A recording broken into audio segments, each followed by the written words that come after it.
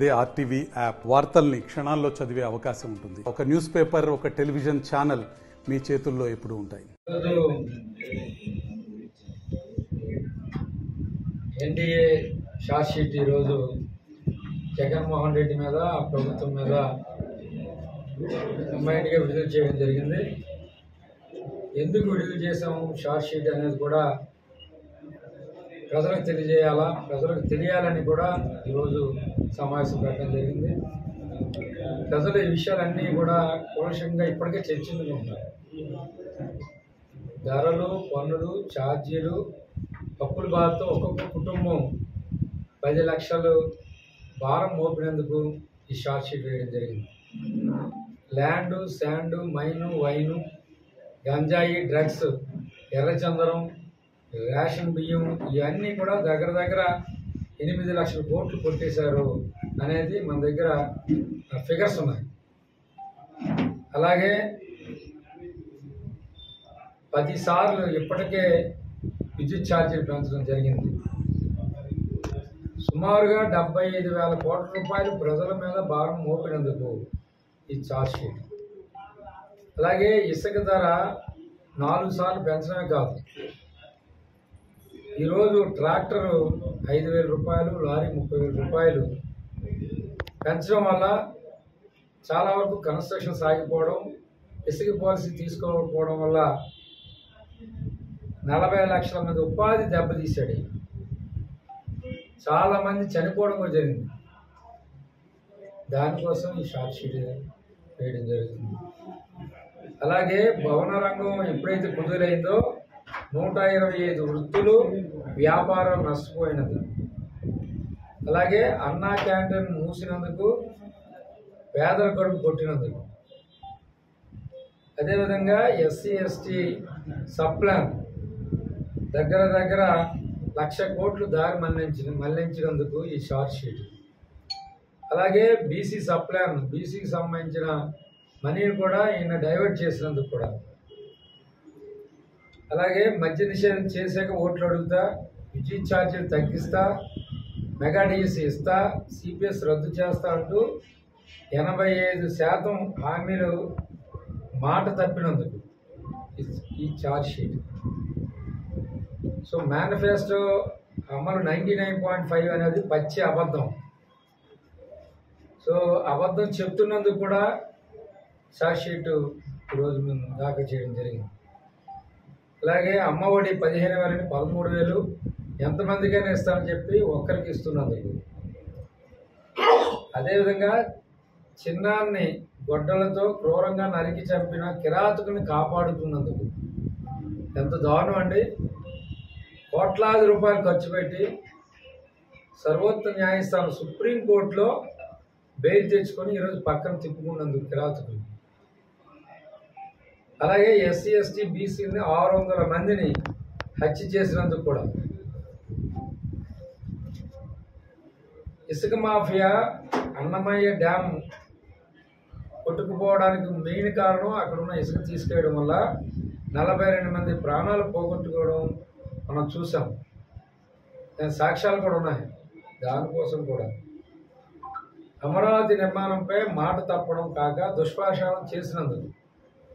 ఇదే అమరావతి కావాలి, ఇదే 35,000 ఎకరాలు కావాలి అని చెప్పిన జగన్మోహన్ రెడ్డి ఎలక్షన్ ముందు అమరావతిని దేదీప్యవేగంగా ప్రపంచంలో నెంబర్ 1 క్యాపిటల్గా చేయడానికి నాకు కృషి చేస్తానని చెప్పినందుకు కూడా.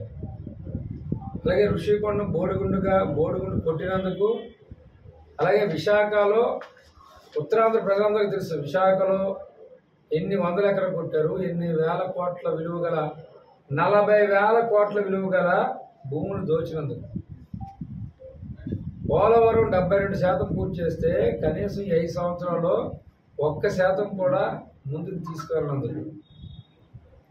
అలాగే ల్యాండ్ టైటిల్ ద్వారా ప్రైవేటు భూములు కబ్జా కుట్ర చేసేందుకు. ఇంకా ఫ్యూచర్లో రైతులు భూములు వారు వదులుకోవాలి అంటే అందుకోసం ఈ ఛార్జ్ షీట్ వేయడం జరిగింది. లూటీ కోసం దగ్గర 13 లక్షల కోట్ల రూపాయలు అప్పు చేసి రాష్ట్రాన్ని దివాలా తీసినందుకు. జగన్మోహన్ రెడ్డి పాలనలో 32,000 మంది యువతులు అదృశ్యమైనందుకు, పంచాయతీలు మున్సిపల్ నిధులు 12,000 కోట్ల రూపాయలు దారి మళ్లించినందుకు, పెట్రోలు డీజిల్ ధరలు దేశంలోనే మొదటి స్థానంలో పెట్టినందుకు,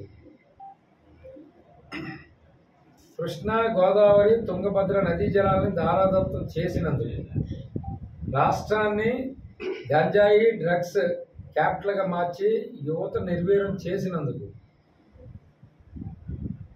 కోడికత్తి డ్రామా ఆడి దళిత యువకుడు జైలు పాలు చేసినందుకు, గులకరాయి దాడి నాటకాలు ఆడి బీసీ మైనర్ యువకుని జైలు పాలు చేసినందుకు, ఇలా ఒకటా రెండో కాదు, వందలాది ఉన్నాయండి. వందలాదిలో ఇవన్నీ కూడా చాలా వరకు అసలు అంటే ఈ ప్రభుత్వం ప్రజాస్వామ్య మూలాన్ని కూల్చినందుకు, కోర్టులు 500 సార్లు మొట్టికాయలు వేసిన పరిపాలన సాగించినందుకు, అలాగే ప్రతిపక్ష నేత శ్రీ నారా చంద్రబాబు సతీమణి వ్యక్తిత్వాన్ని 2 శాసనసభలో హననం చేసినందుకు, గౌరవ సభను కౌరవ సభగా చేసినందుకు, దళితుల శిరోమండలం కేసులో హైకోర్టు శిక్ష విధించిన వారికి కూడా అసెంబ్లీ టికెట్ ఇచ్చినందుకు, ఉపాధి కూలీల సంఖ్య 20 లక్షల మందిని తగ్గించినందుకు, తాడేపల్లి ప్యాలెస్కి చిరంజీవిని అలాగే సినీ పెద్దలు చిరంజీవి గారు రాజమౌళి లాంటి లెజెండ్స్ని అవమానించినందుకు, అలాగే కుప్పం ఇంద్రీనవ జలాలు విడుదల పేరిట ప్రజలను మోసం చేసినందుకు, అక్రమ కేసులతో నిందలతో వేధించి కోడెల శివప్రసాద్ అకాల మరణాన్ని కారణమైనందుకు, ప్రభుత్వ కార్యాలయంపై జగన్మోహన్ రెడ్డి గారు ఈరోజు వారి పార్టీ మేనిఫెస్టోని విడుదల చేయడం జరిగింది. ఇది మళ్ళీ ఉదయాన్నే వండిన కూరని మధ్యాహ్నం వేడి చేసి ఉండేట్టు ఉంది తప్పించి దీంట్లో ప్రత్యేకం లేదు. మా మేనిఫెస్టోని కాపీ కొట్టడం, అలాగే పేద ప్రజలు దేని మీద అయితే డిపెండ్ అయి ఉన్నారో పెన్షన్, ఆ పెన్షన్ని తెలుగుదేశం పార్టీ 4,000 చేస్తే వీరు 2028కి ఒక 250, తర్వాత 250, 3,500 చేయాలని నిర్ణయించడం అనేది హాస్యాస్పదమని సందర్భంగా తెలియజేస్తుంది. అలాగే ఈరోజు అమ్మఒడి పథకాన్ని 15,000 నుంచి 2,000 పెంచుతామని చెప్పడం, అది కూడా ఒక్కరికని చెప్పడం కూడా దారుణం. పిల్లలు ఎంతమంది ఉంటే అంతమందికి మేము ఇస్తామని చెప్పడం జరిగింది. అలాగే రైతులకు సంబంధించింది కూడా మేము 20,000 ఇస్తామంటే ఆయన ఇంకొక 2,000 తగ్గించి ఇస్తామని చెప్పడం జరిగింది, 17,500. సో అన్ని విధాల మేము మహిళల కోసం, వారు అభ్యున్నతి కోసం, వారిలో యాక్టివ్నెస్ రావడానికి ఫ్రీ ట్రాన్స్పోర్ట్ ఏపీఎస్ఆర్టీసీ బస్సు ఇస్తామని చెప్పాం. అదేవిధంగా వారికి మంచినీళ్ళకి సంబంధించి ఉచితంగా ట్యాప్ ఇవ్వాలని, మంచినీళ్ళు ట్యాప్లు ఇవ్వాలని నిర్ణయించడం జరిగింది ప్రతి ఇంటికి కూడా. అదేవిధంగా రైతులకి మేము 20,000 ఇస్తామని చెప్పాం, వారి దగ్గర కూడా రాలేని పరిస్థితి. అలాగే మేము 20 లక్షల మందికి ఉద్యోగాలు ఇస్తామని చెప్పాం, దాని గురించి జగన్మోహన్ రెడ్డి కనీసం మాట్లాడే పరిస్థితి లేదు, వారి మానసిక శాస్త్రం పెట్టుకునే పరిస్థితి లేదు. జాబ్ క్యాలెండర్లు 5 సంవత్సరాలు 1 సంవత్సరం కూడా ఇవ్వలేని పరిస్థితి, మెగా డిఎస్ ఇవ్వలేని పరిస్థితి. ఇవన్నీ కూడా 100% ప్రజలు గమనించారు. ఈ మేనిఫెస్టోని ఎవరు కూడా అంగీకరించడం లేదని సందర్భంగా తెలియజేస్తుంది. తెలుగుదేశం పార్టీ రాష్ట్ర సిఎస్ గారిని 1వ తారీఖు నాడే పేద ప్రజలకు ఇస్తున్న పెన్షన్ని ఇవ్వాలని కోరడం అయింది. సిఎస్ గారు కూడా బయాస్గా ఉంటూ 1 to 3rd పంపిస్తామని చెప్పడం జరిగింది. నేను తీవ్రంగా ఖండిస్తున్నాం. ఎందుకంటే ప్రతి సచివాలయంలో 10 నుంచి 18 మంది ఉద్యోగస్తులు ఉన్నారు. 1 గంటలో డిస్పస్ చేసే కార్యక్రమాన్ని వారికి వేరే పనులు ఉన్నాయని సిఎస్ చెప్పడం, అది మేము ఖండిస్తున్నాం. ఏదేమైనప్పటికీ 1వ తారీఖు నాడు పెన్షన్ ఇవ్వాలనేది తెలుగుదేశం పార్టీ విధి విధానం అని ఈ సందర్భంగా తెలియజేస్తాం. అనర్హుడైన ధర్మారెడ్డి టీటీడీ ఈవోగా నియమించినందుకు, తిరుమల అపవిత్రం చేసినందుకు,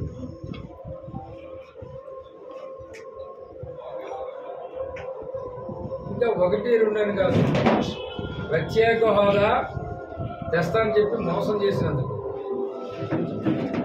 ఉత్తరాంధ్ర స్పెషల్ ప్యాకేజ్ తెచ్చుకోలేనందుకు, ఇలా అన్నీ కూడా మేము ముగ్గురు ఎన్డీఏ పార్ట్నర్స్ అందరం కలిసి ఈ షార్ట్ షర్ట్ విడుదల చేయడం జరిగింది. దీనికి వైసీపీ నాయకులు ఏ విధంగా సమాధానం చెప్తారు? జగన్మోహన్ రెడ్డి ఫెయిల్యూర్స్ని ఏ విధంగా ప్రజలు తీసుకెళ్తారు? ఇప్పటికే ప్రజల్లో అన్ని విధాల వైసీపీ ప్రభుత్వం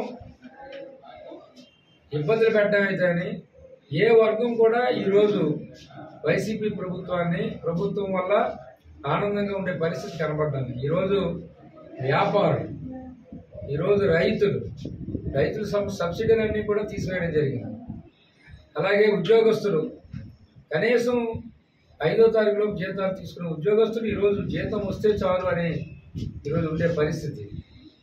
అలాగే ఈరోజు ఎవరైతే 100% ఓటు వేశారో ఎస్సీ ఎస్టీ మైనార్టీలు, వాళ్ళకి సంబంధించిన పథకాలు గత 70 సంవత్సరాలుగా అన్ని ప్రభుత్వాలు వారిని మెయిన్ స్ట్రీమ్ తేడానికి కావాల్సిన పథకాలన్నీ కూడా తీసివేసినందుకు అన్ని విధాల ఈ ప్రభుత్వం ఏ వర్గం కూడా హ్యాపీగా లేరు, అందరూ అసంతృప్తిగా ఉన్నారు. రేపు 13వ తారీఖున ఎలక్షన్ కోసం అందరూ వెయిటింగ్ చేస్తున్నారు. ఎన్డీఏ ప్రభుత్వం తీసుకురావాలి, చంద్రబాబు ముఖ్యమంత్రి చేయాలి, కేంద్రంలో మోడీ గారిని ప్రధానమంత్రి చేయాలని దృఢ నిశ్చయంతో ఆంధ్రప్రదేశ్లో ప్రజలందరూ ఉన్నారు. దానికోసం ఈరోజు షార్ట్ షీట్ వేయడం జరిగింది. మరిన్ని వీడియోస్ కోసం ఛానల్ ని సబ్స్క్రైబ్ చేయండి, లేటెస్ట్ అప్డేట్స్ కోసం వాట్సాప్ ఛానల్ ని ఫాలో చేయండి అండ్ లింక్ డిస్క్రిప్షన్ లో ఉంది.